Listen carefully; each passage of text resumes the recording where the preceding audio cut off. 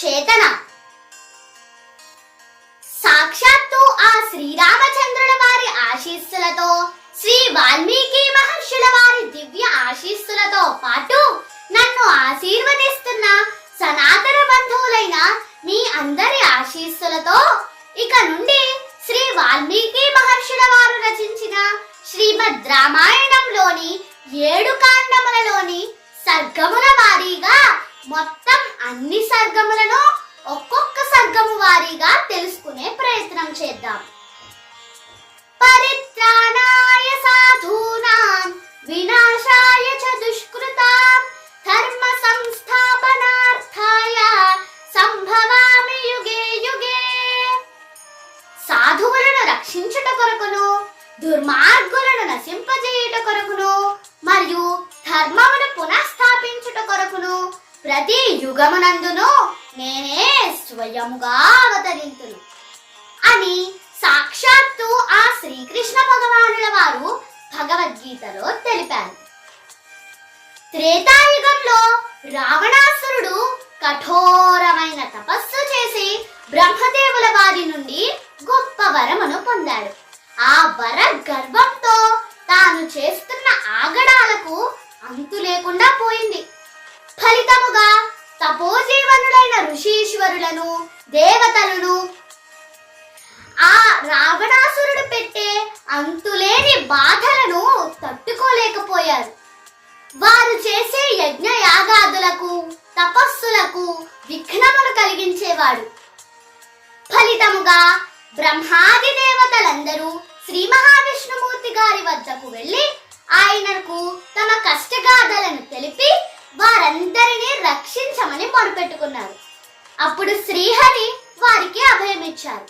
దేవతలు శ్రీహరితో, దేవా, రావణాసురుడు బ్రహ్మదేవుల వారి నుండి వరమును ఏ విధంగా కోరాడంటే, యక్ష గంధర్వుల వలన గాని, దేవ దానవుల వలన గాని, రాక్షసుల వలన గాని తనకు మరణము లేకుండా వరమును పొందాడు. ఆ రాక్షసుడు మానవులంటే చులకన భావంతో మానవుల వలన తనకు మరణం కలగకూడదు అని కోరుకోలేదు అని తెలిపారు. దేవతల సూచన ప్రకారం శ్రీ మహావిష్ణుమూర్తి మానవుడై శ్రీరాముడుగా అవతరించారు.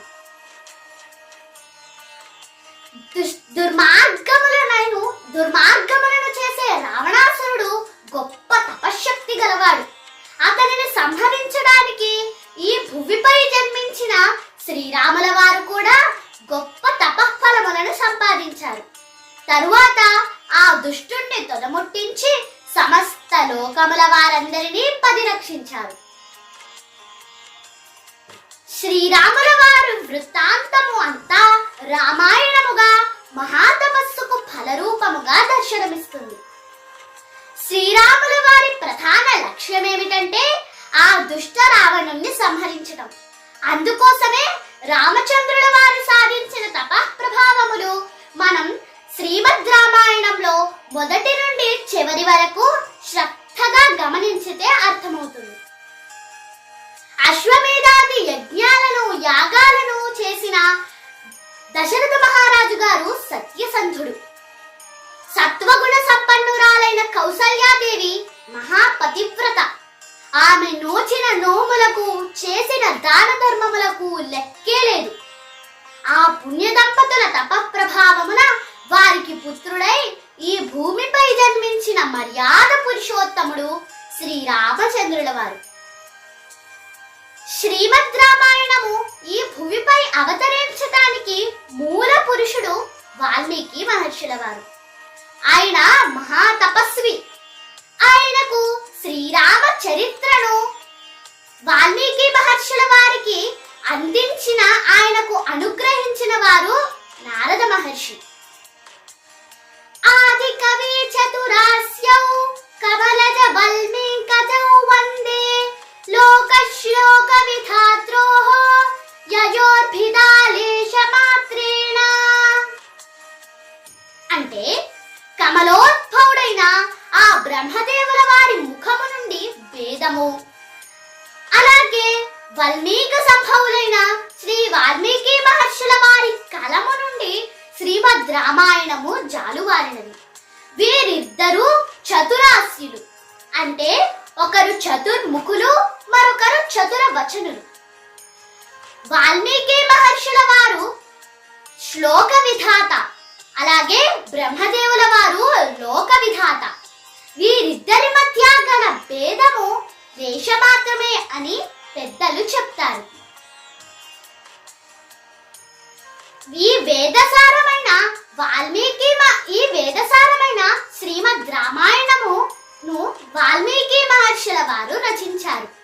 వాల్మీకి మహర్షుల వారు గొప్ప తపస్వి, దార్శనికుడు, వేదాంతి, అలాగే ప్రజలందరికీ మార్గదర్శకులు. ఒకసారి వాల్మీకి మహర్షుల వారు తన శిష్యులందరితో కలిసి తమసా నదీ తీరంలో వెళ్తున్నారు. అప్పుడు ఒక కిరాతుడు క్రౌంచ పక్షుల జంటలోని మగపక్షిని బాణముతో కొట్టాడు. అప్పుడు ఆ పక్షి నేలపై పడి విలవిలలాడుతూ మరణించింది. ఆ దృశ్యాన్ని చూసిన వాల్మీకి మహర్షుల వారి హృదయం ద్రవిస్తుంది. నయనములు అశ్రువులతో నిండాయి. ఫలితముగా మహర్షి శోకాకులుడయ్యారు. వాల్మీకి మహర్షుల వారు అప్పుడు ఆ శోకంతో వాల్మీకి మహర్షుల వారి ముఖము నుండి ఒక శ్లోకము వెలువడినది. అదేమిటంటే, మా నిషాద ప్రతిష్టాం త్వమగమః శాశ్వతీ సమాః యత్క్రౌంచ మిథునాదేకమవదే కామమోహితం. అంటే, ఓరి కిరాతుడా, క్రౌంచ పక్షుల జంటలోని కామమోహితమగు ఒక పక్షిని చంపి నీవు శాశ్వతముగా అపకీర్తిని పొందావు అని పలికి వాల్మీకి మహర్షుల వారు తన శిష్యులతో కలిసి వెళ్ళిపోయారు. అయినప్పటికీ వాల్మీకి మహర్షుల వారి హృదయంలో ఆ దృశ్యము మెదులుతూనే ఉంది. ఆ దృశ్యం నుండి మహర్షుల వారు తన మనస్సును మరల్చుకోలేకపోతున్నారు. అప్పుడు బ్రహ్మదేవుల వారు వాల్మీకి మహర్షుల వారి వద్దకు వచ్చి, మహర్షి, నీవు శోకంతో పలికిన శ్లోకము ఛందోబద్ధమైన శ్లోకమే. నీవు శ్రీమద్ రామాయణమును కావ్య రూపంలో రచించు అని పలికారు. యావత్ స్థాస్యంతి గిరియః సరితశ్చ మహీతలే తావత్ రామాయణ కథ లోకేషు ప్రచరిష్యతి. అంటే ఆ కావ్యము శ్రీమద్ రామాయణమై సమస్త లోకంలో పర్వతములు, నదులు ఉన్నంతకాలం విరాజిల్లుతూ శాశ్వత కీర్తిని సంపాదిస్తుంది అని పలికిన బ్రహ్మదేవుల వారి మాటలు వాల్మీకి మహర్షుల వారి కావ్య రచనకు ప్రేరణనిచ్చాయి. ఇక అప్పుడు వాల్మీకి మహర్షుల వారు యోగాసీనుడై ఆ రామచరిత ఘట్టములను, దృశ్యములను తన మనోనేత్రంతో దర్శించి ఆది కావ్యమైన శ్రీమద్ రామాయణ రచనకు అంకురార్పణ చేశారు. ధన్యవాదములు.